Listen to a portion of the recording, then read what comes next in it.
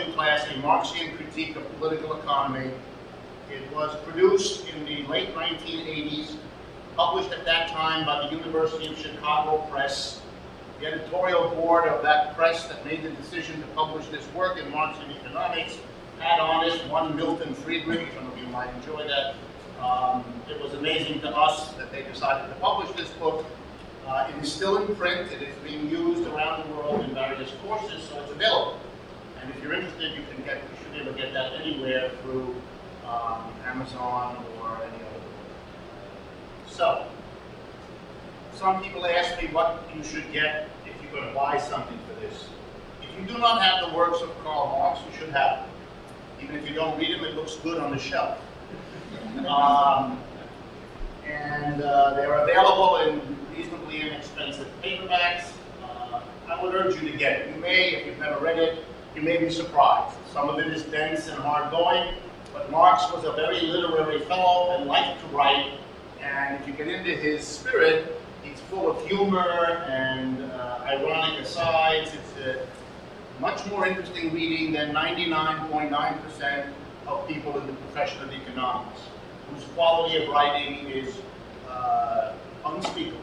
If you've ever been a graduate student or an undergraduate been assigned articles in economics, your suffering, at least you should know, was not alone. It's a suffering shared by everybody in the profession. Nothing is ever done in our profession to teach anyone how to write. And nothing in our profession is ever done teaching anyone how to teach. I was a professor all my life. I'm still a professor. I was never required anywhere in the American university system to even take a half-hour seminar in how to teach. It is simply the presumption of American higher education that if you sit on your rear end long enough in one subject, by some osmotic magic, you will learn how to teach. All of you that have gone to college realize what an absurd assumption that is, because you've sat through all those people who could not teach their way out of a paper bag. So writing and teaching are not skills that are required, and our higher education establishment shows that. Okay, any questions then about the logistics, details, or anything else? Anything that has to do with registration, fees, take that up, please, with the people who run the Brexit Forum. I don't know anything about it and have no responsibility for it. Last thing. This course is also presented with an eye towards your being able, even though that's a tall order, I know, to apply some of the things we're going to be going through to the current economic crisis.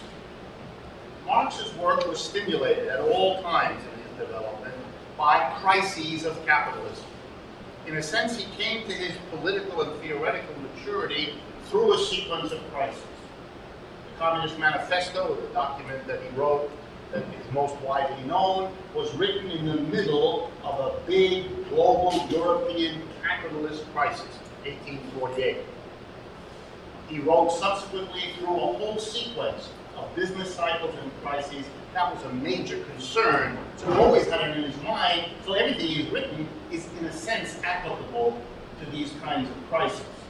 And for those of you that haven't noticed it, crisis and capitalism are twins. You do not have capitalism without crisis. Capitalism is an unstable system, boom and bust, rise and fall, recession, inflation. There are dozens of words to describe the same phenomenon, a bouncy up and down quality to this system.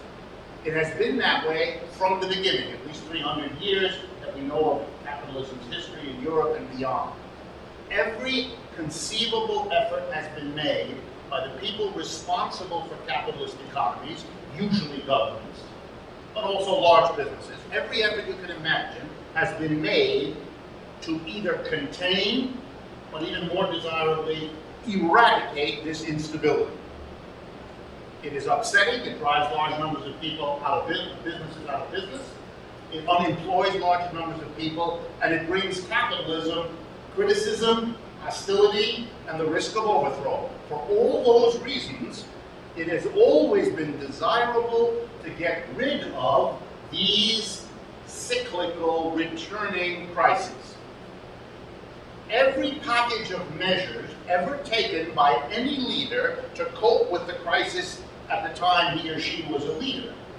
At that time, every leader promised that the package of reforms and regulations, and let me quote for you the latest one, Barack Obama, if you just reform the financial sector, if you just pass my stimulus, if you just extend the toxic assets relief program, then not only will we get out of the crisis, but we will prevent future crises. Every leader who's ever intervened to deal with it has made that promise. And every leader has been unable to fulfill that promise. The ability to avoid crises in the future didn't work. Clue, we're in one now. So all the previous promises came to nothing. Capitalism and cyclical instability and crisis are twins. You can't get rid of the one, punchline, without getting rid of the other. Since getting rid of the other, capitalism, is not available, what we have is an endless series of efforts to contain and limit and control crisis without getting rid of capitalism, and hence the result, we didn't get rid of the crisis either. It's not a thinkable thought in Western culture to see the connection. But of Marx is always in his mind. One of the goals of producing his theory was his own reaction to crisis and the damage that it caused. Okay. In terms of the outline, our task for today are topics 1 and 2.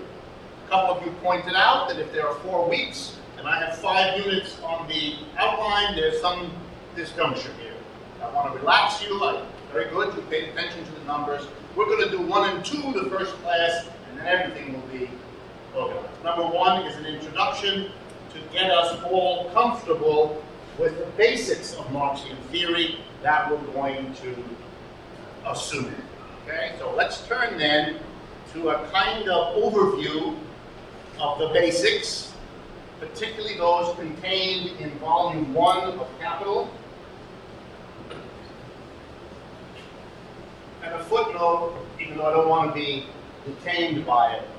Marx is a very prolific writer. You ever looked at his collected works? It's in the dozens and dozens of volumes. He wrote a lot. He found it easy.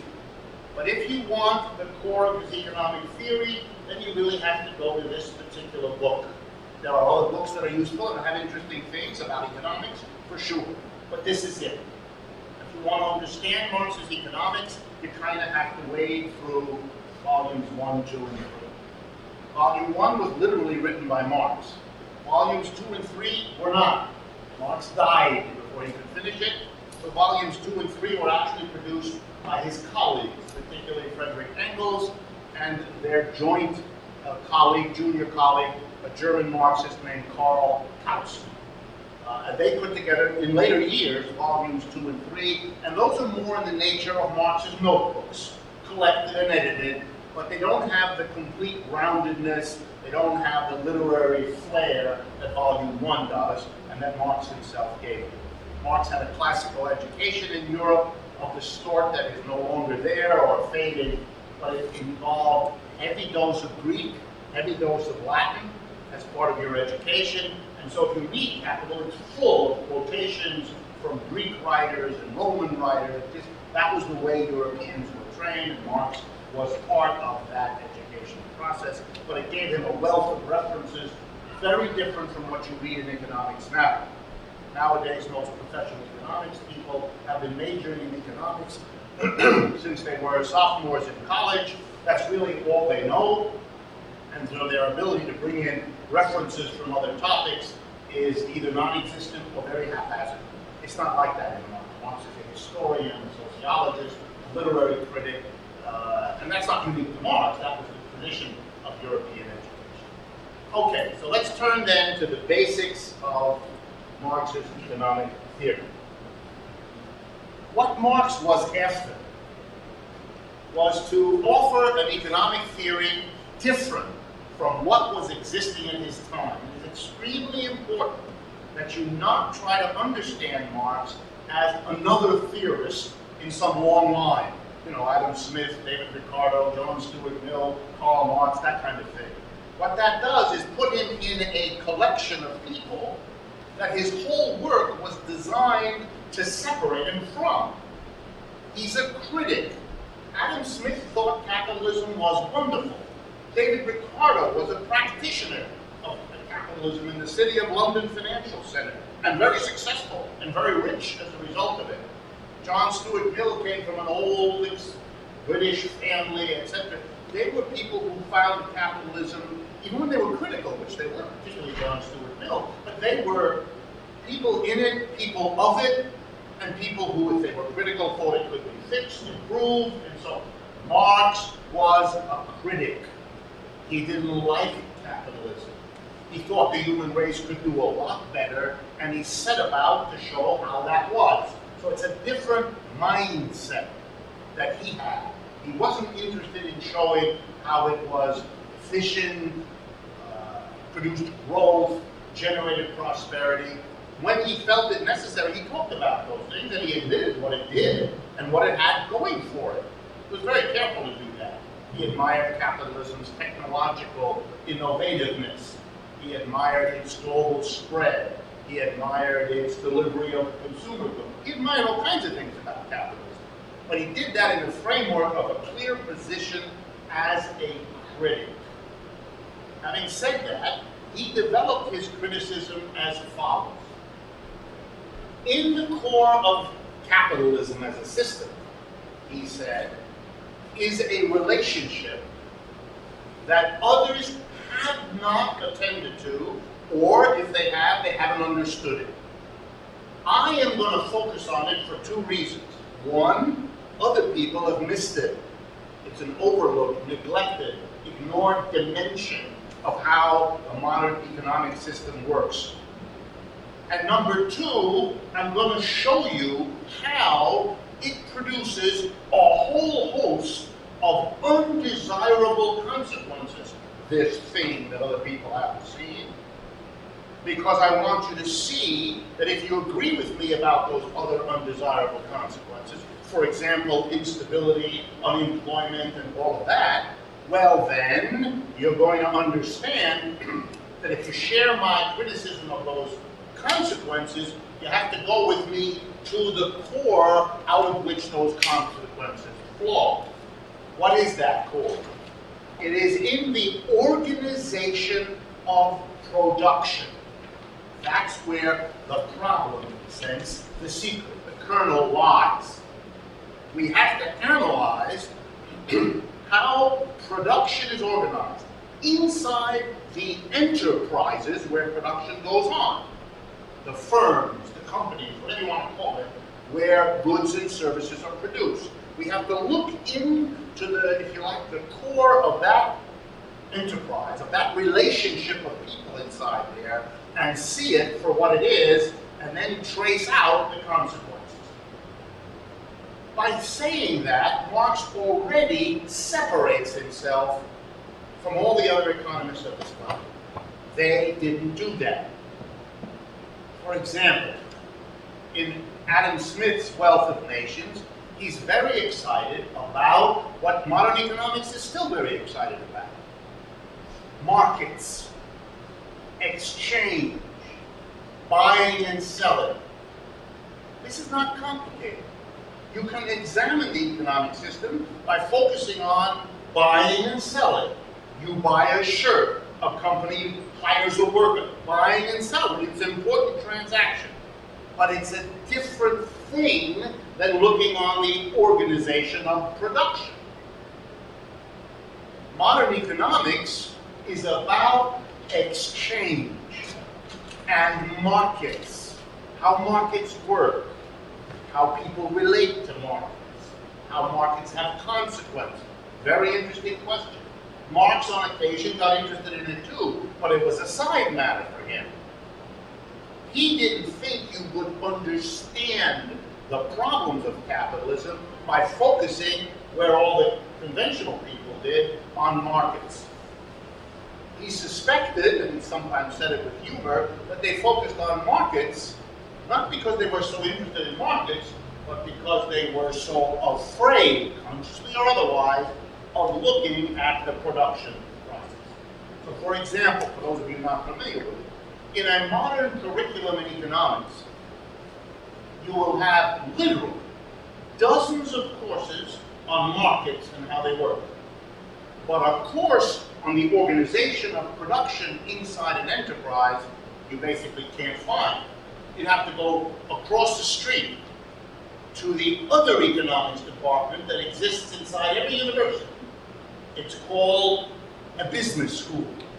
It's the only discipline in the American university that looks like this. Every university has two economics departments. One is called the economics department, the other one's called the business. You don't have two history departments, you don't have two sociology departments, you don't have two English literature. What is going on here? Answer. Economics, long ago, became the ideology of why capitalism is good. 27 courses in that. That's a very important thing, to get people to think about capitalism in a way that makes it look good. The trouble with that is, it doesn't teach you how the thing works, it just celebrates it. And this was a problem in American business because they wanted people to have courses that taught them how to actually run a business. So in order to get that job done, they tried to go to the economics professors. They didn't know anything about that. Their job was ideological justification. So they had to set up a parallel school called a business school, and then you take courses in marketing and pricing and advertising and all that stuff about running a business, because economics is useless to them. That's why in every modern university, there's a big tension. My whole academic life, we were caught in the economics department. We always had fights with the business school, since basically we do the same thing. And we wanted the university to fund us, and they wanted the university to fund them. It's a very tense relationship because it's so odd. Marx is out of the loop. He is not going to teach you how to run a business, he could care less. But he's also not going to celebrate capitalism. He's a critic. And his criticism came to begin, after all his research, in the organization of production. So let's turn then to what Marx said. How did he analyze it? What's in Volume 1? And the irony, just to finish it, the irony of Volume 1 is it begins with exchange. I just told you that Marx focused somewhere else. Why would he start the book with exchange? He says it in his letters. I started with exchange because that's what everybody, when I was writing this book, thought economics was. I had to start there because it would be too shocking for the reader to begin in a place that looked like it was the wrong place to start. So I'm going to start with exchange, and then I'm going to show quickly why you have to go somewhere else if you want to understand what's going on. And that's what the first few chapters of Marx's Capital do. He starts talking about exchange and takes us to production. Here's how he does it. He asks the question which everybody who studies exchange asks, which is, why is the price of something what it is? Why is a pound of potatoes $3? Why is a shirt $20? Why is a hamburger $4? Whatever. It's a very big question that economists have worried about for a long time. These are not, by the way, economists who are very critical of the system. They're trying to understand prices. Marx begins by, okay, let's ask the question, what is shaping prices? And right away he plays a little game. He says that I am going to use the theory of prices of my two great predecessors, Adam Smith and Ricardo. That was very clever of Marx, because he therefore celebrates people that everybody likes because they love capitalism, the founder of modern economics, Adam Smith, and his great student, David Ricardo. Both British, both people who love capitalism. Clever of Marx to say, I'm going to use their theory. Makes him seem terribly part of the team. Doesn't look so weird yet. And he said, what did they use to explain prices? And they used something called the labor theory of value. Just a footnote again for some of you that may not be used to this. The labor theory of value. Is this something original to Karl Marx? No. Is this something unique to Karl Marx? No. The association of the value, labor theory of value with Marx is only done by people who don't know what they are, I hate to say it, talking about. Adam Smith had a labor theory of value. right there in the Wealth of Nations, page after page, I can't miss it. And David Ricardo did all. So Marx took from them the labor theory of value. And here it is, not a complex idea. The price you pay for things in the market has to bear some relationship to the labor it takes to produce it.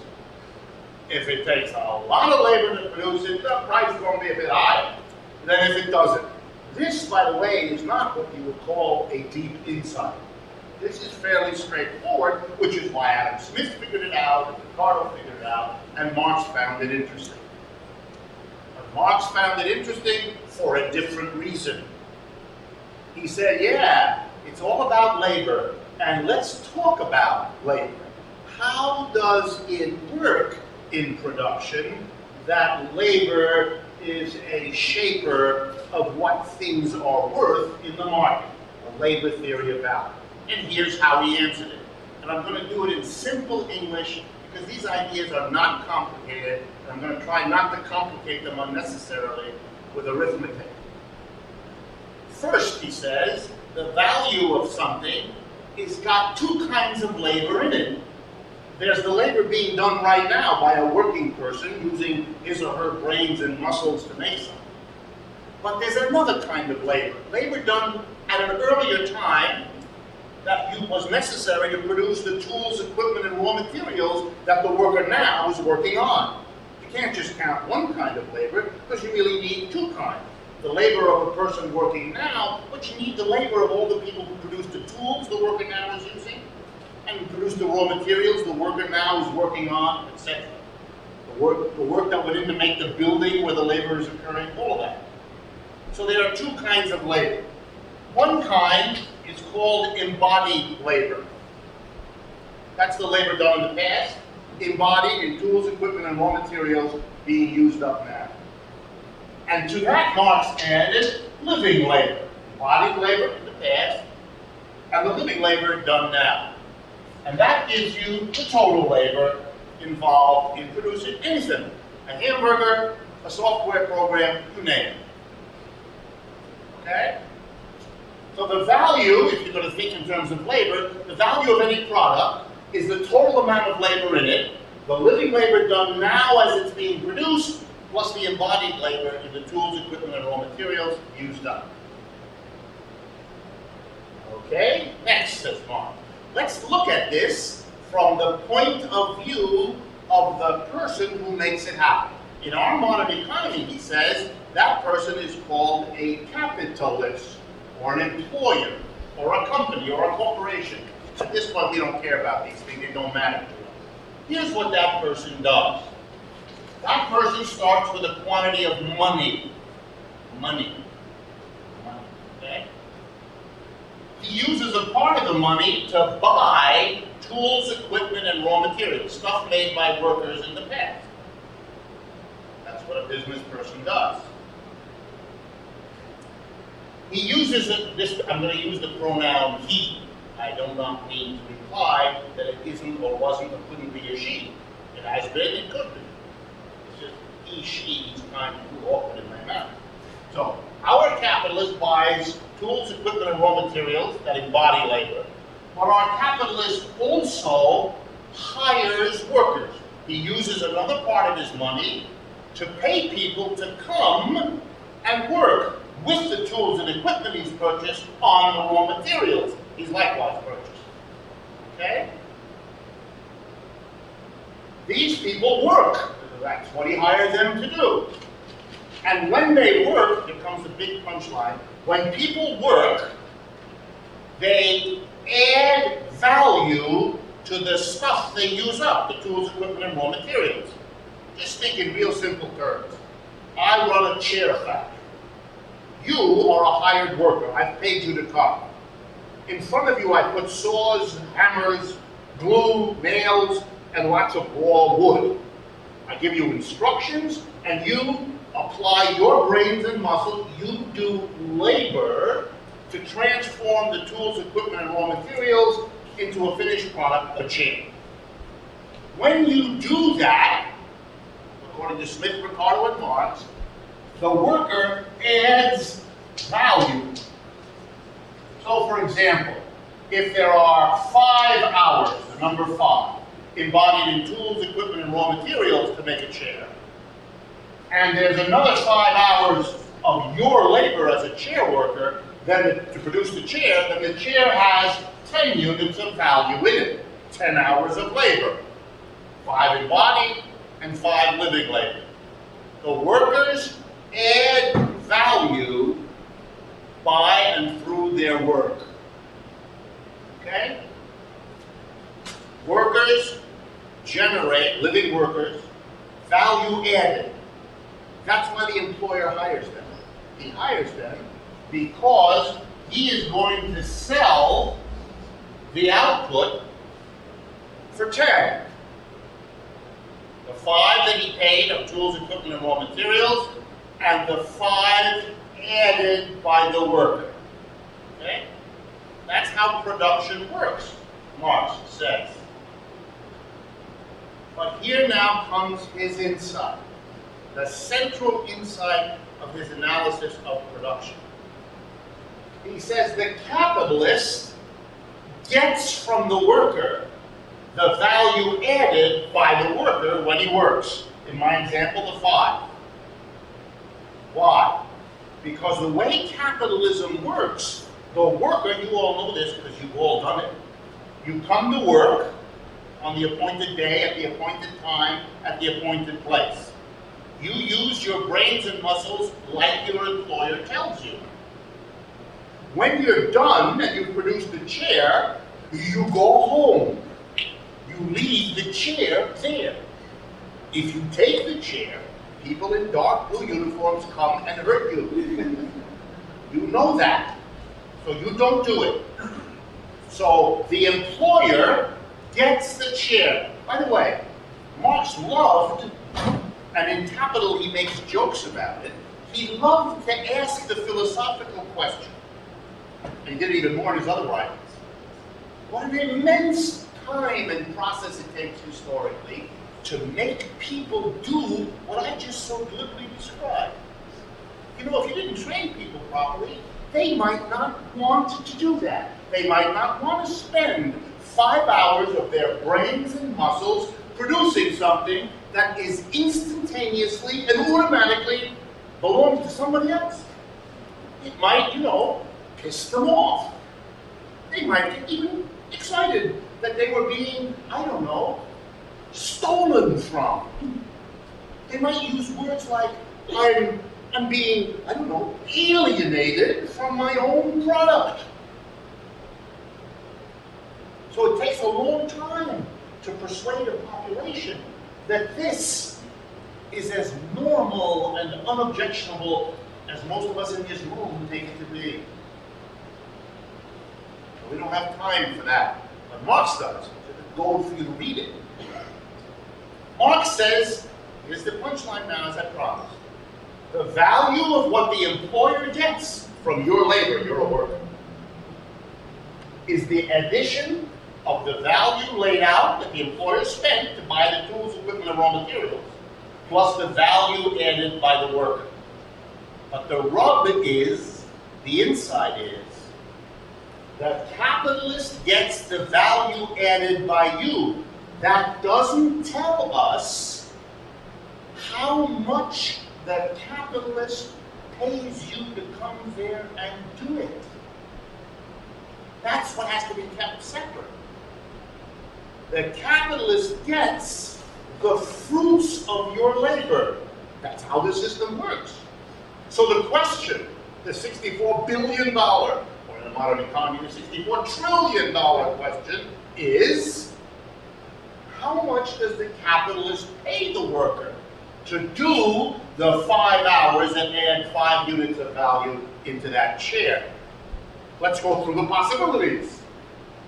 One possibility would be that the capitalist, the hirer, the employer, pays the worker for the 5 hours that the worker does, 5 hours worth of stuff, whatever it is.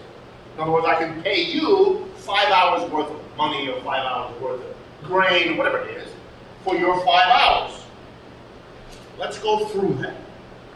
The capitalist then pays 5 for the tools and equipment and raw material, pays 5 to you, the worker. You end up with a $10 worth of chair, 10 hours worth of chair. He sells it, he gets 10, which is just equal to what he paid out. What's left for the capitalist in this arrangement? Nothing. I can assure you that no capitalist, more than once, would engage in this absurd activity because there's nothing in it for him. So how do we explain, if you like, the existence, let alone the proliferation of capitalists? What is capitalism, since it cannot be a system in which the employer pays the worker the equivalent of the value added by the worker? Answer. Capitalism is a system that based on, depends on, is at its core constituted by arrangements in which the capitalist pays the worker, ready? Less than 5 to do the 5 hours worth of work. He pays the worker, pick a number, 4. I give you 4 hours worth of stuff for you to come here and work 5 hours. Let's see now how that works. Our capitalist had to spend 5 for the tools, equipment, and raw material. But in our new story, he only has to pay 4 for the worker. The worker comes and works 5 hours. By adding 5 and 5, the chair is worth 10. Our capitalist sells the chair for 10. He gets back 10. He uses 5 to replace the tools, equipment, and raw materials used up. He uses 4 to pay the worker what he promised him, and he gets to keep 1. Now we can see why a capitalist would do this. He basically needed 9 to get the production process going, and he ends up with 10, an extra 1 for him. This extra Marx called surplus. Just a footnote, because this is, sometimes you have to do a little bit of extra. The word surplus is an English word. It's a very bad translation. Marx didn't use the word surplus. It doesn't exist. Marx used the German word mehr, M-E-H-R, which in German simply means more. And it's the point I told you here. The worker adds more value than he gets paid. It's that more value that is the source of the capitalist's surplus. It's more. It was a very bad English translation to introduce the word surplus, which has all kinds of connotations in English that the word mehr does not have in German. One of those problems when you move across languages. Anyway, what is this surplus? This surplus is Marx's explanation for what profit is. This is crucial. Where profit comes. What is profit? When a company announces a profit, what is it? Answer. It's the peculiarly capitalist way of beginning to take account of this. Let me assure you, even though I don't have the time to do it here, that in conventional economics, the neoclassical tradition that is taught in American universities, there's a completely different theory and explanation of profit. This is Marx's explanation. The profit of capitalists, therefore, and nothing is more important than this, that you understand, the profit of capitalists is based on the relationship in the act of production. The relationship between the person who buys the worker's capacity to work, what the price is that he pays for, how much he gives the worker, and the comparison between that and what the worker gives back, in a sense, to the employer in the value added in the production of whatever the employer sells. So profit is not about, here we go now, ready? It's not about technology. It's not about the machine. It's not about how hard people are working. It's not about how clever a capitalist is. None about those things. That's all a different theory, the one that you'll read in the New York Times. In Marxian theory, it has to do with the relationship between two people. Those who engage labor and those who do the labor. Yeah. How close does that come to the classical economics idea of surplus? Or the idea of profit? Well, here's the irony. In modern economics, the kind that is taught in the United States, neoclassical economics, taught almost anywhere, not just in the United States, by the way, in most of the world, there is no surplus. Very important. I know many of you are interested. I sometimes teach a course that compares the different theories, because you do have to struggle in the world in which different theories are dominant than Marxian. To make a very complex story short, here's how the conventional theory explains it. Here we go. Ready? Here we go. Production is a partnership. Notice the language, because it's a giveaway. The worker brings the labor. The landlord provides the land, and the capitalist brings the capital. And then they all get together and they produce output. And then they divide the output according to each one's contribution. The worker gets a wage, and the landlord gets the rent, and the capitalist gets the profit. You could call this Pharisees. Very important. Doesn't it sound wonderful? So three different people get together, they do it nicely together, and then they divide it up. It's like three toddlers having a picnic, sharing out the cookies. The image here is one of what? No conflict, no exploitation, no one ripping anybody off. A fair, harmonious, by the way, Adam Smith used the word harmony. A harmonious arrangement of production. Marx is telling you a radically different story. Somebody is getting something for nothing here, isn't they? Somebody is ripping off somebody. Right in the core of production, people are getting screwed. Very different theory. Let me jump to the punchline in a sense. A system, an economic system, that places in the core, in the guts of its production organization, a conflict of the sort I've just told you, will of course be unstable, fraught with tension, fraught with problems, unhappy. Why?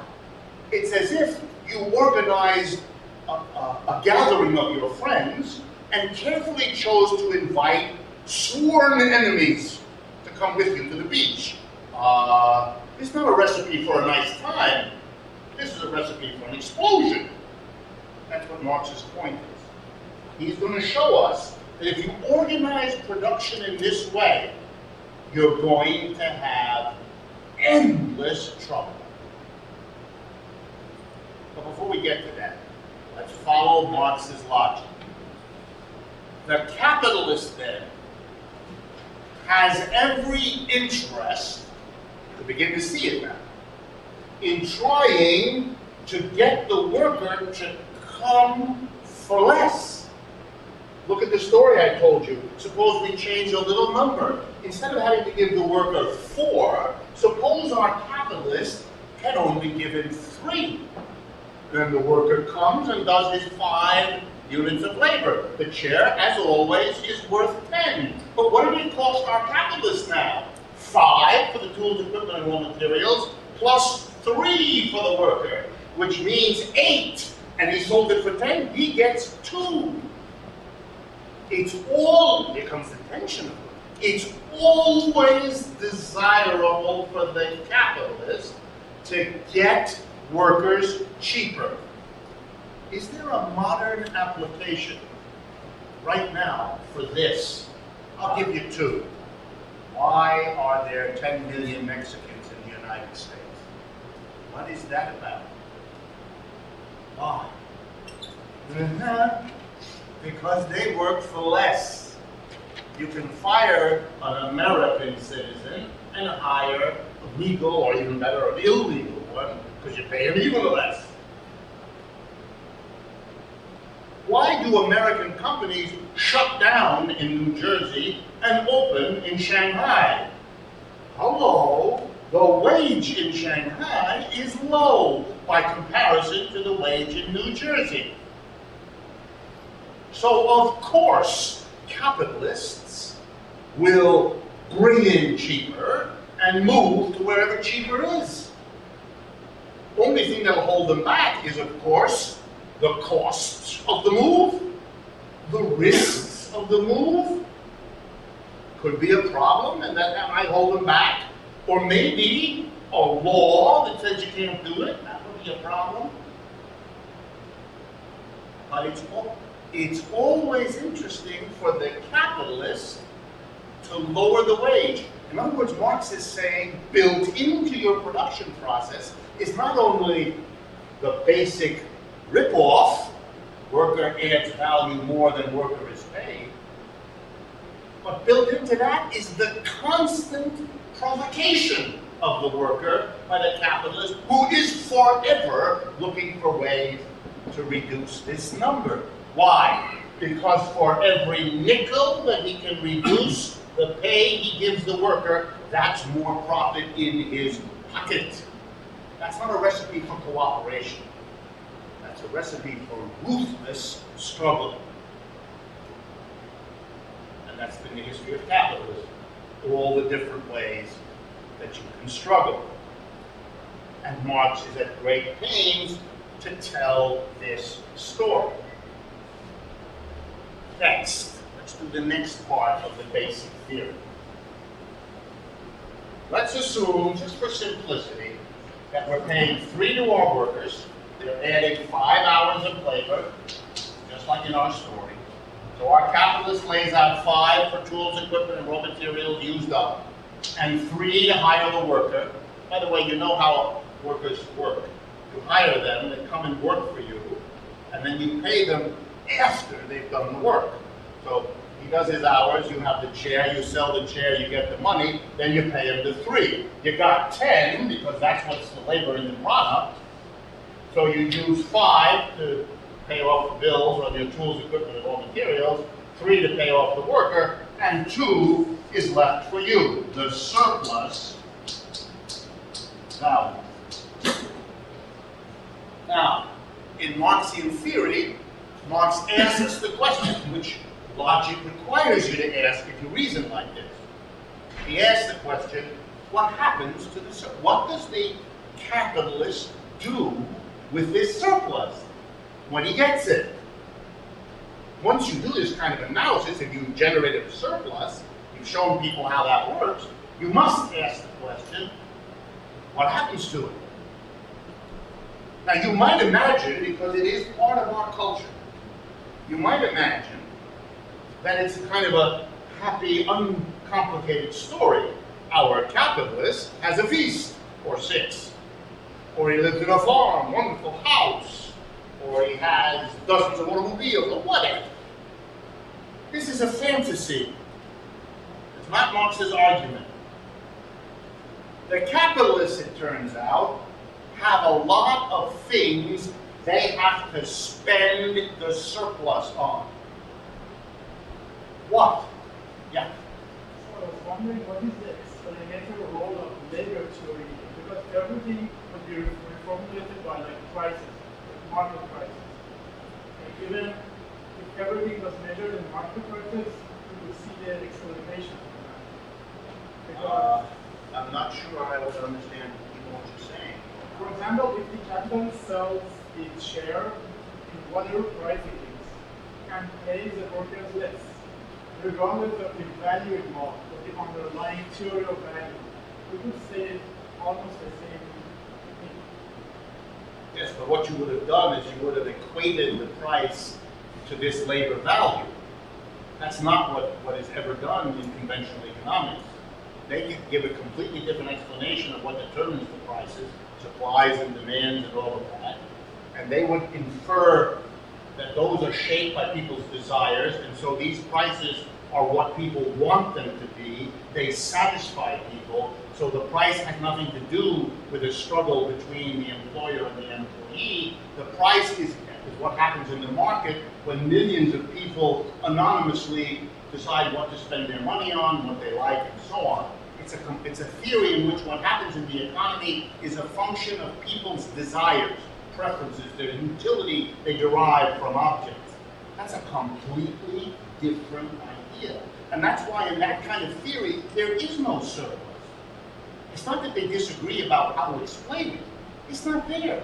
The normal condition in capitalism is no surplus at all. And if there is a surplus, it's a dysfunction of the system in neoclassical theory. It's something isn't working right, a market imperfection, a screw up in the supply and demand, which will then be automatically gotten rid of by people's adjustments, so it's nothing we have to think about. There is no surplus.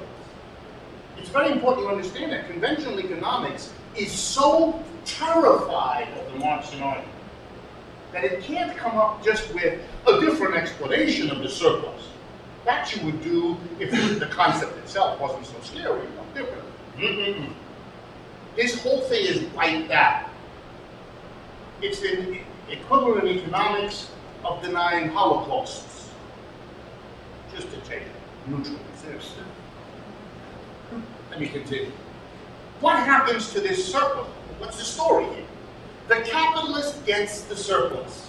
No question about it. That's what he's in the business to do.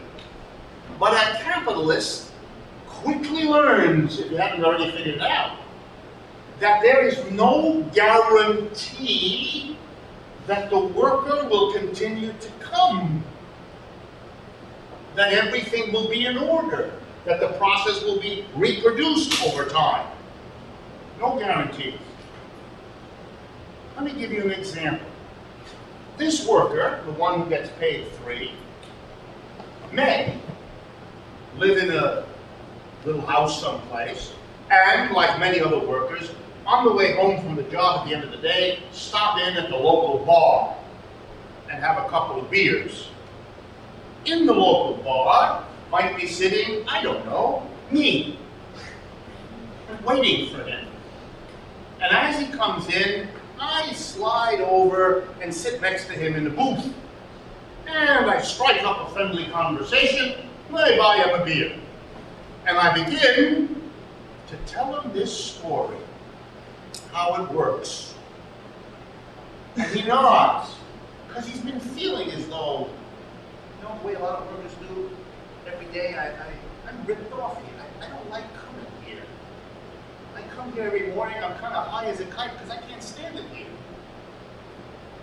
I go to the bar right away afterwards for that happy hour because I'm so unhappy all the other hours.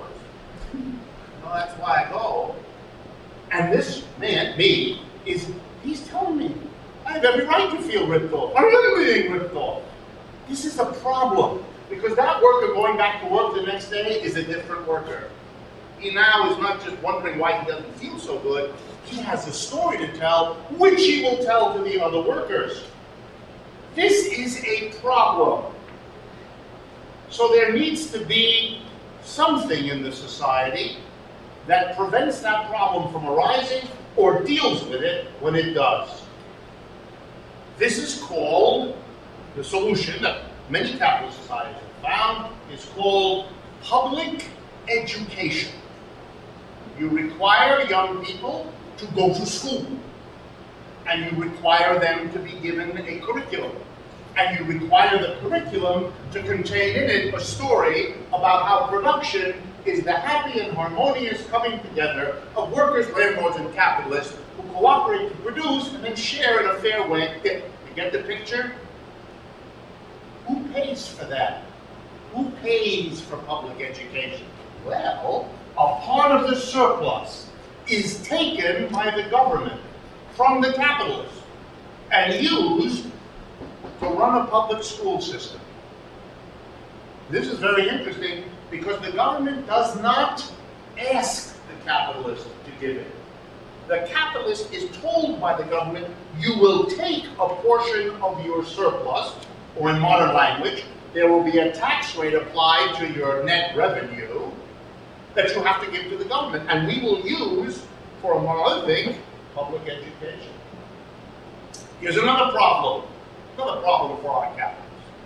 He's got a factory where the chairs are made. Turns out, in the neighborhood where the factory is located, there are some poor and angry people. And they have been known in the dead of night to come and snatch the chairs from where they are stored, to steal the hammers and the nails. So our capitalist has got a problem, because if he doesn't do anything, it won't be any good to hire a worker to come tomorrow and pay the worker $3, because there won't be enough nails, or there won't be lumber, or there won't be something. So our capitalist has to make an expenditure. It's very interesting. Marx is very clear about this. He has to make an expenditure that has, ready now, nothing to do with chair production. He has to hire a worker, just like you and me, but not to make chairs, which is what the company's in business. He hires this worker, dresses him up in a uniform, which he also has to buy, gives him a walkie-talkie and a gun, and here's your job. You walk around the premises of this chair factory all night long to discourage people from coming and stealing the material. Where does the money come from to pay this person who's not going to come in a uniform and walk around an empty factory all night long, not a usual activity, unless he's paid? So a portion of the surplus goes for security. I'll give you a few other examples, quickly. You need lawyers in case you get sued. Someone who sits on the chair falls apart, they hurt their back, they sue you, you got it. If you don't do something, it'll stop you from functioning. So you need to have a lawyer, you've got to pay a lawyer. We're still not done. Turns out your workers come to work every so often, they're drunk. They're drunk. And it's dangerous. They mess up the machines, they hurt themselves, they hurt other workers. You got to do something. You know what you need? You figure out, in order to keep your factory going, to get these workers who come in drunk to function, you need an alcohol counseling program. So you set up an office in a corner of the factory, you hire a nurse or somebody who's skilled, and who pays for all of that? The nurse.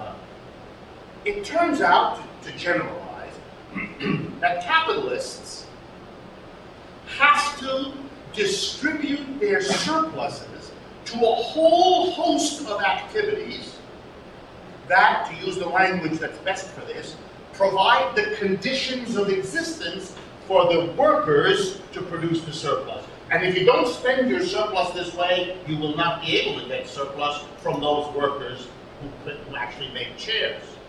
So in Marxian theory, a distinction is made right at the beginning between two kinds of workers in capitalism. Those who actually make a surplus, whose value added is larger than what they're paid, and the value added is realized when the capitalist sells the output. Those people are called productive laborers. Then there are all the other workers who provide conditions of existence, and those are called unproductive laborers because their activity doesn't generate a surplus. Not only do they not make a surplus, they actually live off the surplus that the other workers make. Now, just a footnote, because I could teach a whole course on this. It means that in Marxian theory, right at the basis, there is a radical difference between two different groups of workers. The notion that Marx has an undifferentiated concept of the working class, that we're all together, all of us who earn wages, that's an argument only made by people who haven't read it. Marx says there's one kind of worker who produces a surplus and another kind of worker who lives off that surplus and who actually provides the conditions that allow the first worker to be exploited, that is, to produce more than he gets. If you recognize that, then not only are these workers different in their relationship to the surplus, but these are workers who could easily be set against each other because they have some conflict between them. And therefore, if you're going to organize the working class to be a political force to change a society, you've got to deal with these fundamental differences and come up with a strategy to overcome them. Calling everybody a wage earner, and therefore we all have in common that we earn wages, means that you have ignored this difference, which is at the core of Marxian theory. Many things are done in the name of Marx and Marxism that are really done often by well-meaning people. It's not that, but they don't know. Marxian theory is a complicated and sophisticated apparatus. You don't have to learn it, but it pays to learn it, and if you do, you'll reason differently about political problems than if you don't, which is one of the values of doing it. So in Marxian theory, yes, ma'am? Could you give more examples of unproductive laborers? Unproductive labor, sure. Here's another one. A secretary sitting in the office of this chair factory. Let's suppose her job is the following. She keeps track of attendance, what workers miss a day because they're sick or they have a personal day or whatever it is. She keeps track because she has to make out the payroll slip. She does all the work that a secretary would often do. Does she make chairs? No. But if the capitalist doesn't keep orderly records about his workers, he won't know who's there, who's not there. He doesn't know who to pay, who not to pay. It'll undermine his ability to function. So he needs a secretary. Here's another example. Managers. Management. What does a manager do? Let's go through some of the things. Does a manager make chairs? No. Here's some things managers do. We have the disciplinary manager. His job is to install cameras in the bathrooms to make sure that you're not smoking in there and that you don't spend more than 1.6 minutes doing what you should be doing in there and nothing else. That's his job. And it's important because he doesn't want the employer doesn't want to lose your time in the toilet when you could be working. That's a condition of existence, that the paid worker is actually working. The manager provides a condition of existence, like the security guard, like the government education apparatus, like the secretary. That's an unproductive labor. Doesn't make chairs. Here's another manager. A manager whose job it is to go out and buy the tools, equipment, raw materials, pick the lumber, buy the nails. By the way, it's called in a business these days, purchasing manager. It's a name for something. It's like another kind of manager is called the sales manager. What does the sales manager do? Well, just what the name says. The job of the sales manager is to convert the output, chair, into money by selling it. Does he make chairs? Not at all. When he converts the chair, he's converting 10 units of value in the form of chair into 10 units of value in the form of money. He's converting value from one form to another. He's not adding any value. He's not making anything. So managers, all of them, are unproductive laborers. There's an awful lot of those people in our society. An awful lot. And a capitalist, what is this? A capitalist, I'm now going to pull you to be sympathetic with capitalists. You might think their job is done when they've got some poor worker to come for 3 and give them 5. That's just the beginning. That's the part of their job where they get the surplus out of the worker. But if they're going to survive as a capitalist, they have another job just as important. They have to distribute it. And woe if they make a mistake. Suppose, for example, they are convinced they need more secretaries to keep track of the workers. So they hire 2 more secretaries with their surplus. But that means they don't have the surplus for the security guard. So they lay off the security guard, they buy 2 secretaries, and that night, everything is stolen out of the factory. They're finished. They're done. They have collapsed as a capitalist. When those workers come the next morning to work, the factory's boarded up, they're out of a job. End of story. Why? Because the capitalist, in deciding how to distribute his surplus, didn't do it right. Here's another example to use. One of the things you better do is you better have, if you're a big company, a special department called R&D, Research and Development. You hire some scientists and some clever people, and they have one of 2 tasks. either to come up with a more efficient production system or to come up with something new to sell, a new gadget, a new version of your chair. You know, a chair that you sit on and a recording begins of your favorite songs or whatever, okay? So they're doing this because, why? Because if you don't come up with a clever new chair, but another company does, then everybody will buy the other companies and you will be out of business. You will have bought tools and equipment, just like you should. You will have hired workers at 3, just like you should. You've got your chairs with 10 in them, just like you should. But here comes the punchline, you can't sell them because everybody's buying another kind of chair. You better make sure you're keeping up. And that even if somebody else comes up with a chair that has a recording in it, you have a department that can replicate that pretty quick, or else you're dead. So you need to sustain a whole bunch of, ready? Unproductive labor. People don't make anything that the company sells. They work on a new technology or an altogether new commodity. So capitalists need to sustain an army of unproductive laborers in order to get the surplus out of their productive laborers. Very important that you understand this. Capitalists are forever agonizing over both issues. How do I get more surplus out of my workers? And how do I distribute that surplus to survive? It's always better to get more surplus because the more you have, the more you can distribute, sure. But you still have to make the terrible decision, which is why capitalists get heart attacks at an early age. This is a harrowing situation. Yeah? How do politicians make that? Good. Let's go back to the government. The corporation is required in most countries to pay a portion of this surplus to the government. And by the way, because the government provides conditions of existence. I'll give you the most dramatic example. You're a capitalist. These workers, having talked to me in the bar, come the next day and say, we don't like getting paid 3, we know we're giving you 5. We want the whole 5. Give them the finger. What is the capitalist going to do? I'm not going to do that. Fine, said the workers. Then we're going to sit here and urinate on the machines. Uh-oh. What now? He's just a capitalist. There's an awful lot of these workers, and they're about to urinate on the machine.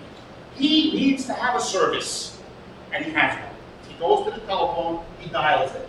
He reaches a place called the police station. He tells them the story, and quick as a wink, in trucks and cars, come a phalanx of men with sticks who beat these workers in and say, if you urinate on that machine, even more terrible things will happen to you. This is extremely useful. He just has to pick up the dump. Wait a minute. Those workers, those police people have to be paid. That car has to be fueled. The truck has to be purchased. The jail has to be, lit, and it has to be watered. They're very expensive. The government does all that. And the capitalist has a condition of his existence as a capital secure. It's a kind of security. And the government provides security. Here's other things the government provides. It goes around the world and makes sure people in the foreign countries who might like to buy stuff made there don't. They buy it from America. That allows our company to sell all the chairs because the government has a diplomatic office in every place, making sure that those people know and appreciate American goods. And there's public education that goes on, and that's what the politicians are for. The politicians there their job is to take the money that the corporations give them and use it for what the corporations need. But what is it that the corporations have done with the footnote? It's always a problem in these courses. There's so many questions and so many interesting places to go with it. But that's what Marxian theory is good about. So let's do this one. The corporations long ago figured out, wait a minute, we're spending a portion of our surplus to help the government run a public school system. Here's something would be better for us. Get them to run a public school system, teaching those kids what we want them to teach, but instead of us paying for it, let these workers pay for it. At this point, if I had a record player, we'd play the national anthem. In other words, it's always interesting to push the tax bill off of the corporate surplus and on to the workers' wages. what that would mean is the worker gets paid 3, but he doesn't take home 3, he only takes home 2.5. Notice that in your check? The money that's withheld and sent to the government. The problem is, of course, if you make the workers pay, then the workers will feel a bit more emboldened about demanding that the government use that money not to do what's good for the corporate capitalist, but to produce, say, a swimming pool in the neighborhood for the people. Now we got a problem. Politicians are the people who receive the pressure of the two taxpayers, the workers on the one hand, and the surplus appropriators on the other, and who likewise have to deal with the pressure of these two communities in terms of what the government's going to do. And so the politician is caught in that contradiction. That's his job, to manage that contradiction. And if he goes too far in one direction, they throw him out. And if he goes too far in the other, they also throw him out. Which is why politicians often look for a way out. How do you, if you're a politician, how do you solve the problem that the capitalists don't want to pay more taxes, and the mass of people refuse to pay taxes, but they both demand that you provide them with services? Well, here's the solution modern politicians have discovered. The way you can keep the taxes down on both the businesses and the workers, and still spend money to produce services, is by borrowing the money. Which is why governments around the world are now borrowed so high that the creditors, the banks, the rich people, the large corporations that lend to governments, have begun all around the world to say to the governments, we're not going to lend you anymore because you're so in debt that we can see something coming. You're not going to pay us back. You're going to welch on the deal, and we're going to take steps. Well, what happens then is that the creditors say to the government, you must, if you want us to continue lending to you, and by that time the government can't function without lending. I'm not sure you're aware. Half of what the United States government is doing now, it's doing with borrowed money. So try to imagine if the creditors of the United States say, we're not lending you anymore, then half of what the government, they'll do half of the street cleaning, the other half they won't. Try to imagine it. You can't. So the governments are all like this. They have to go to their creditors and say, please keep lending to us. Now the creditors say, you're not a reliable borrower anymore. Governments have become subprime borrowers. And here's what around the world is happening. The creditors are going to the government and saying, we're not going to renew your loan. Best example, for the last 6 months, the whole country of Greece dangles on a string. Why? Because the creditors of Greece have said to the Greek government, you're too much in debt. You've been borrowing like there's no tomorrow to deal with your, they're going to use this language because they're not Marxist. You have been borrowing to deal with your class contradictions in your economy. We're not going to lend you anymore unless you do the following. You must raise taxes and put that money aside. And you must cut government services and put the money you save aside. And that money has to be set aside to assure us that you're going to pay us the interest you owe us and you're going to pay back that loan. And if you don't do that, you're not going to get another loan and then you're going to fall apart. The name of a demand on a government by a creditor to raise taxes and or cut social programs is called austerity. You've been reading about it in the newspaper, you're going to be reading about it a lot. The austerity programs imposed on governments are pushed on them by the creditors who have been lending to governments because the governments cannot resolve this contradiction that Marx locates in the core of the economy.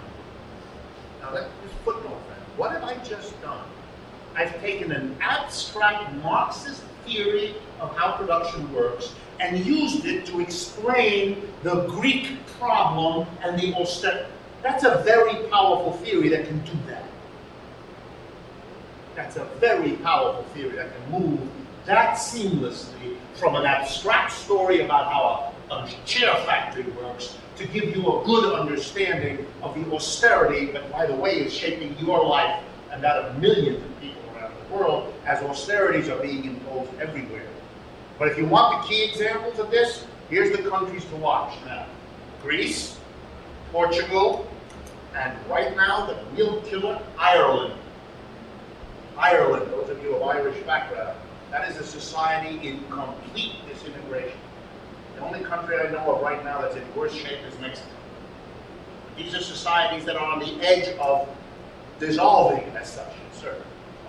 Often now, when you hear about rising profits, often people say that it's due to efficiency gains, and it's not because it's squeezing more out of the worker. Now, can that be, in terms of this theory, can it be explained away in terms of the unproductive expenses that would be negating, or is that, I'm often confused about that, because I'm wanting to say that's wrong, just because I don't know if it works. Okay. I'm going to talk for another 5 minutes, then partly because of the taping, we're going to have just a few-minute break. We've taken a bit longer than we should, so we'll have to go a little fast. On that question, let's go back to what profits are. Right? Profits is a category of modern corporate accounting. By the way, in case you think that profits is something we all know what that is, that's not the case.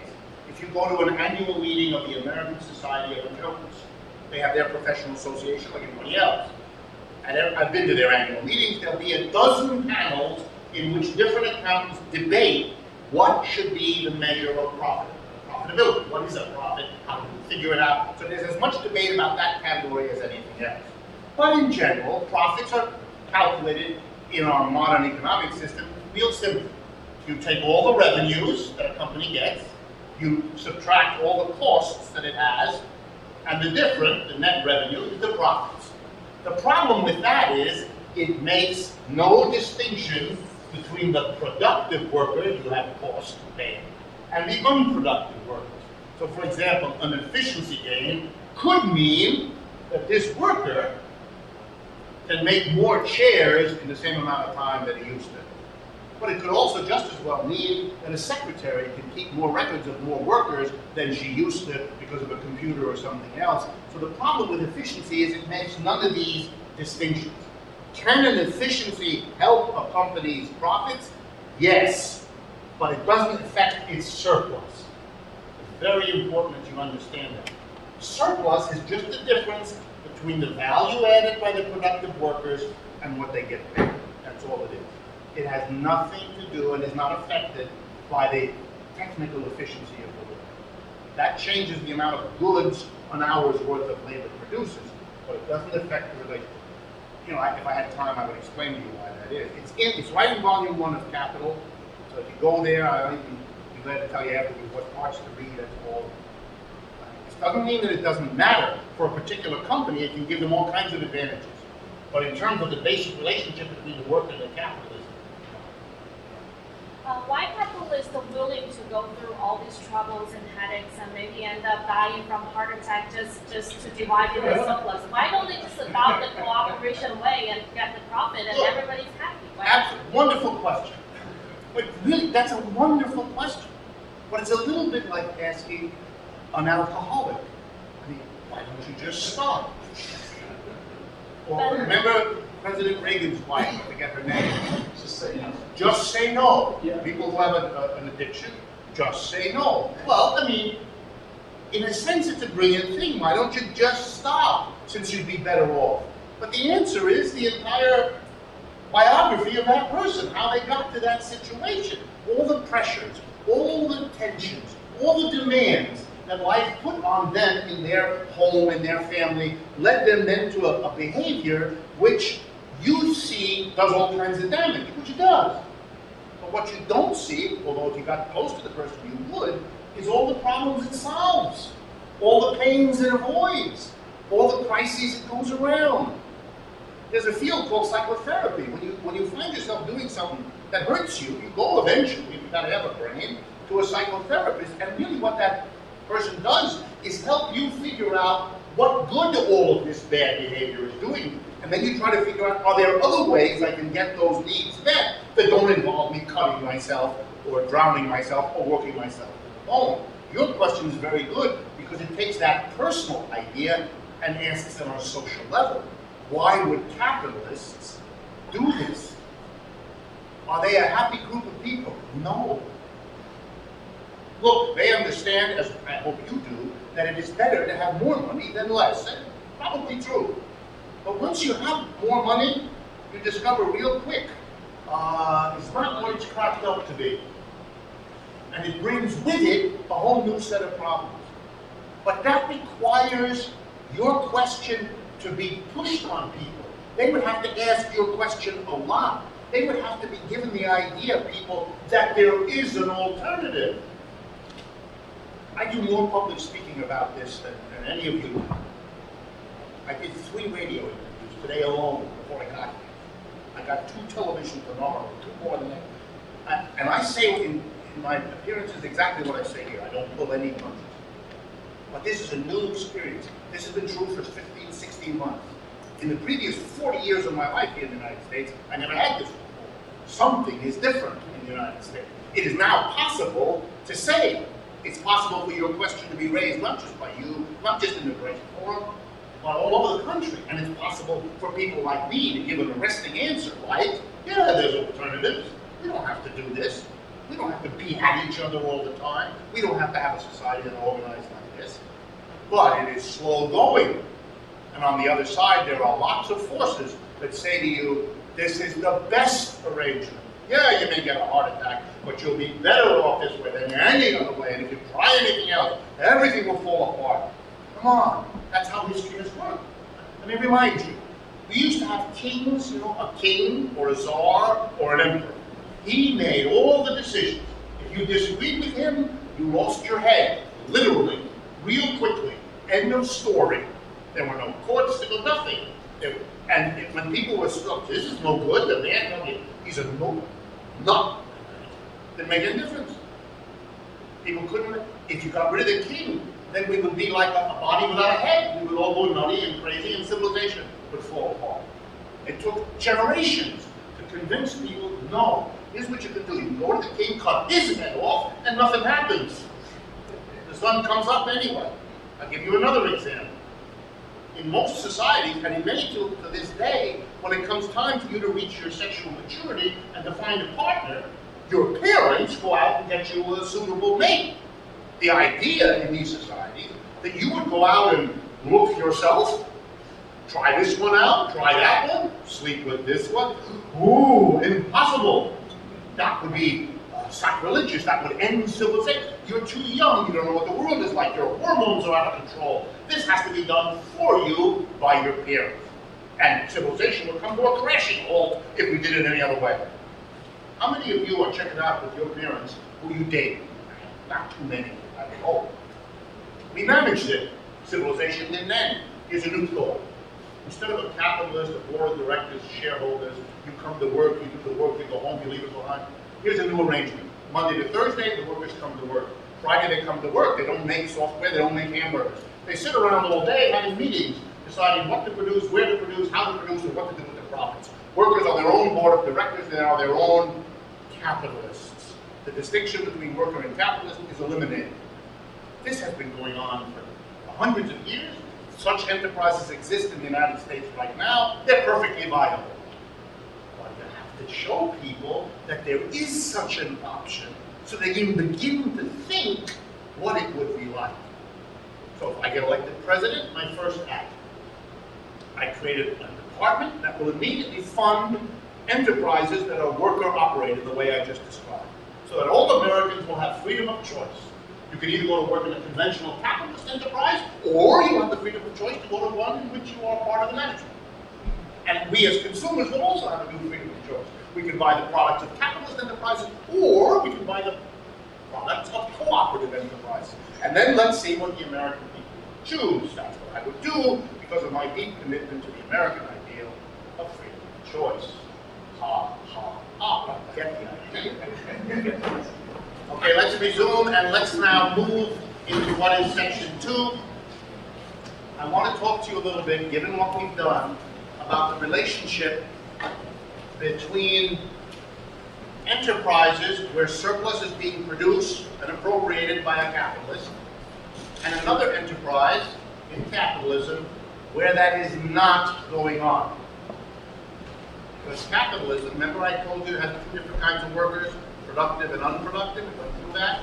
It also has multiple kinds of capitalists. If you read only volume 1 of Capital, there, because Marx is just talking about the production and appropriation of surplus, he uses an undifferentiated notion of capitalism, period. No adjective in front of capitalists. Those are the ones who get the surplus. And here I just made the same thing I said before into a rectangle. This is what you pay the worker to come and work. The whole rectangle is the value added by the worker. The difference between the whole rectangle, the value added by the worker, and the part you pay to the worker is the surplus value you get as a capitalist when you hire workers to produce commodities which you sell in the manner of the chair producer that I gave you before. Okay? Now I want to go with you from this kind of a capitalist, and we're going to now give this kind of a capitalist an adjective. I'm going to use the same adjective Marx himself uses. This is an industrial capitalist, just the language Marx used. And all that industrial means is this kind of capitalist employs productive workers to make something he sells, and thereby he realizes this surplus value. The difference of the total value of the output relative to what he, the capitalist, had to lay out for the tools, equipment, and raw materials, and for the workers. This is an industrial capitalist. Now, it turns out that our industrial capitalist has, among his many needs, remember we talked about he needs security, he needs the government, he needs managers and all that. Here's something else a modern capitalist comes to need. By the way, did capitalists always need it? No. Remember the example I gave you of security. If you live in a neighborhood where there are no poor people, or where poor people wouldn't occur to them to come and bother you, you don't need to use your surplus for a security agent or a security guard because it's not a problem. You only spend your surplus to secure yourself against problems or risks. So here we come to a new phenomena that didn't always exist in capitalism, but nowadays is the norm everywhere. Capitalists need periodically to access money. Lots of it. Let me give you some examples. You're a capitalist, you make chairs, and you discover that your competitor, another chair producer down the road, just got hold of a fantastic new machine.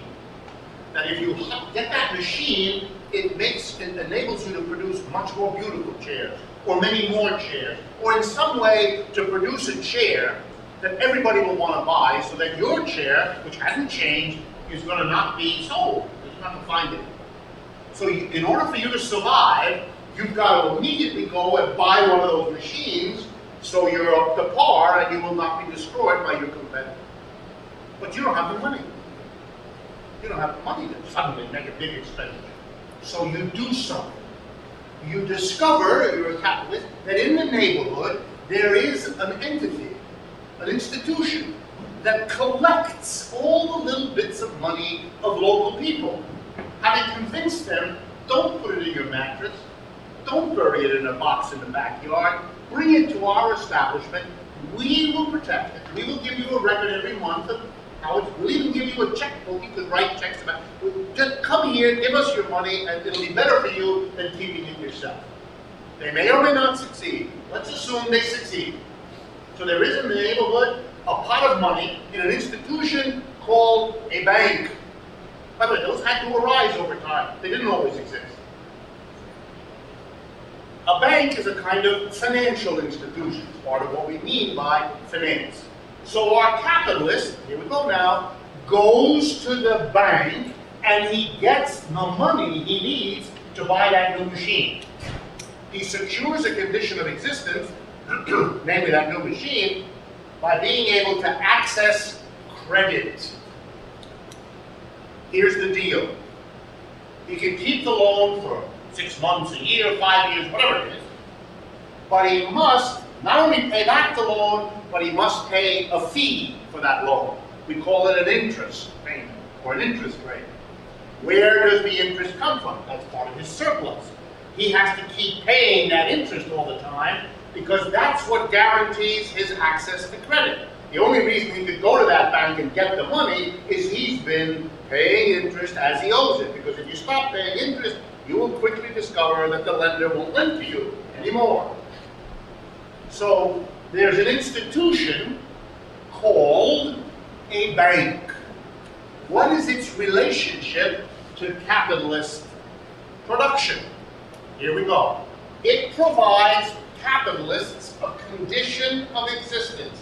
It gives them credit as, when, and how they want it. It's crucial for their survival to have that. It's as crucial as having a lawyer, having the government, having managers, having the security guard, and all the other things we gave as examples. So they're going to take a portion of their surplus and pay interest to a bank, and fees maybe too, in order to be able to go when they need it, to survive, to keep going, and get their hands on a pile of money. This institution then, how does it live? It gathers money in whatever way it can. For example, let's use the one we have in the United States. All of you put your little money in your paycheck, and your grandma gives you a birthday present, you will put it in the bank, and you have a little savings account, a little checking account. And the bank does all that, and it gives you a checkbook, and in case you're not aware of it, the bank makes no money on any of that. That's a loser. They do that to get their hands on your money, to use your money while you're not using it. That's what's in it for them. They take that money that you deposit and they lend it to some company. You give them the money for next to nothing. You've probably noticed that. They lend it to the company at a nice fat interest rate. They live off of the difference between what they give you to put the deposit in there and what they get from lending that deposit out. Okay? So we now have an entity that does what? Let's go now. It has costs. The teller that you have to go talk to. The machine that you have to go interact with. The little envelopes, they have to print those up. The monthly statement they mail you, they have expenses for all of that. That's their outlay. They also have revenue. That's the interest from lending to industrial capitalists. The difference between their lending interest that they earn and the cost of having the bank and the teller machine and all the rest is their profit. The difference between their income and their costs. But please notice, these are capitalists. They have money, that's their capital. They lend it out at interest, they make money that way.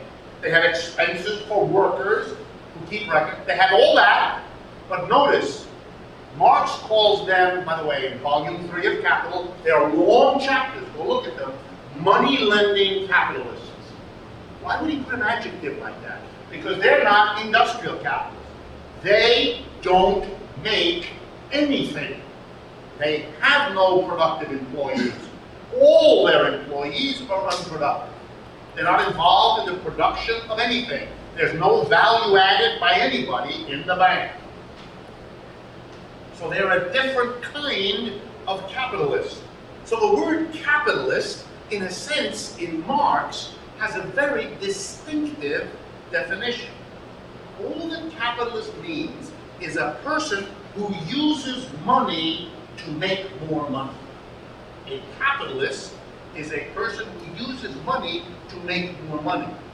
The industrial capitalist does it by using his money to arrange for that value added by a worker that's more than you pay the worker. That's what we did in the first part of today. This kind of capitalist does something completely different. He gathers money which he lends to an industrial capitalist and gets back more from him.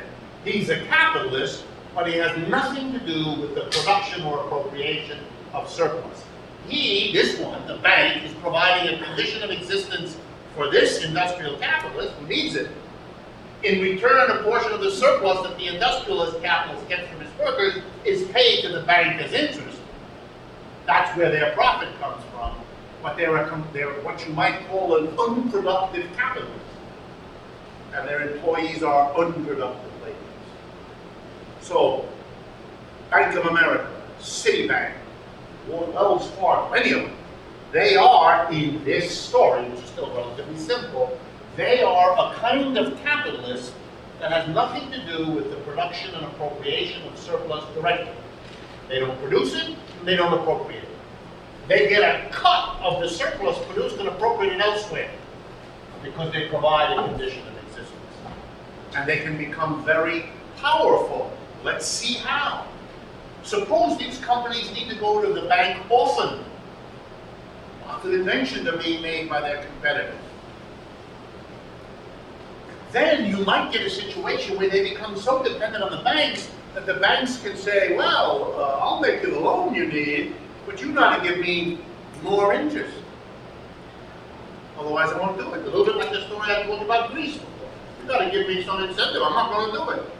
We could get to a situation where the banks demand so much surplus in the way of interest for the loans they give the capitalists that there's not enough capital surplus left for these capitalists to survive. There won't be enough to pay the lawyer, pay the security agent, pay their taxes. We could have a situation where the banks become so powerful and the need of the industrialists for them so great that the whole situation could collapse because of the relationship between these two capitalists. In other words, capitalism has a class struggle, not only the sort I told you in the first part of today, between those who produce the surplus and those who appropriate it, but there's now another struggle, isn't there, between those who provide a condition of existence to our capitalists and that capitalist. He wants the credit with the least outlay of interest possible. They want the greatest interest possible for the loans they make. That may not work too well. They may come to blows. Capitalism can be hobbled by the tension and conflict between capitalists, which is of course a different kind of problem than a tension between the producers and the appropriators of the surplus. But Marxian theory pinpoints both of them. Now moving very fast. Banks, long ago, doing all of this, discovered that there are other people they can lend money to. They don't have to just lend it to an industrial capitalist. So let's see. They discovered that you can lend money to workers. This is cute. First, you get the workers to put the money in the bank as a deposit. And you give them, I don't know, 1%. Then you lend, you ready now? You lend the money back to them in the form of a credit card loan, and you charge them, average credit card loan in the United States today, 19%. 29.9. What? 29.95. Maximum. Average. Yes. Okay, so this is very exciting. You can lend to workers. Now, workers are crummy as borrowers because they go bankrupt, they don't pay, they disappear, they run away. So you jack up the rate to compensate you for those who don't come through. But this is very profitable. Then they discover they can also lend to governments. We talked about that a little while ago. To the United States, borrowing like there's no tomorrow today. Greece, France, Germany, Italy, Spain, Portugal, Ireland, they're all borrowing. So you can make money by lending to a government, and then you can make money by lending to other banks. This is very exciting. And banks do all of it. But now here comes the problem. When banks do that, they open this system up to new kinds of instability. Let me give you an example from the United States in the last year. Over the last 25 years in the United States, wages stopped rising. Some of you heard me explain this story. Wages stopped rising. We had a century and a half up until the 1970s of rising wages. Workers' wages in America rose for a century and a half. That's why immigrants came here. That's why America is a unique place. No other capitalist country delivered rising real standard of living to its people for 150 years. Yes? Where is a place to look for statistics? Because sometimes pro-capitalists Email it to me, I'll send you it. But there is, in case you want it, a book, I wrote it, for sale, if you want it, it has all that stuff in it too. Anyway, the workers' wages stopped rising in the 1970s, and American workers by then were addicted to consumption. The American dream, it's what I promised to my children, they live a better life than I do, all of that. So American workers reacted to the end of rising wages, not by stopping the rise of consumption, but by borrowing money, to make a long story short. They became a desperate class of people approaching the banks and saying, we'll pay you anything. For example, 29% a year for a credit card. Wild amounts of borrowing. The banks got terribly excited because workers were an untapped new borrower. You could charge them a fortune. And so they did. They gave them money like crazy. They've also been giving money to governments for the reasons I went through with you. Of course, what this does is it raises the following possibility.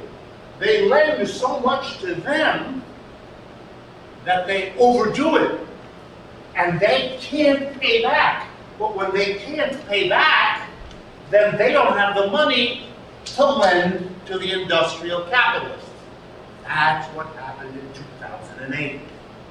The banks had lent to the American working class to buy homes. Millions of people had been given these loans who couldn't pay it back.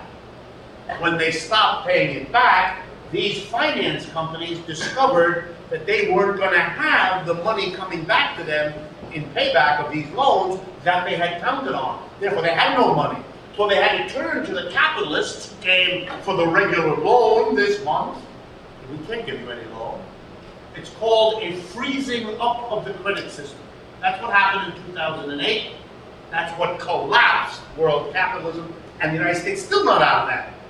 That's why if you go to any small business convention now, they all scream, we can't get loans, we can't get loans.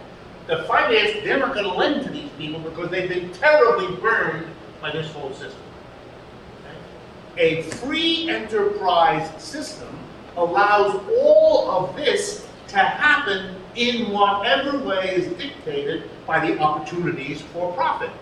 The banks saw an opportunity in this situation with American workers, so they went. It worked nicely for 20 years. It worked perfectly well. And then it didn't.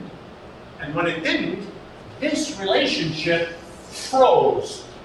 And we went from 7 million unemployed people in December of 2007 to 15.5 million unemployed people today. A staggering collapse of everything. And it happened across the world. And that had to do with the tensions and the interaction between these two kinds of capitalism.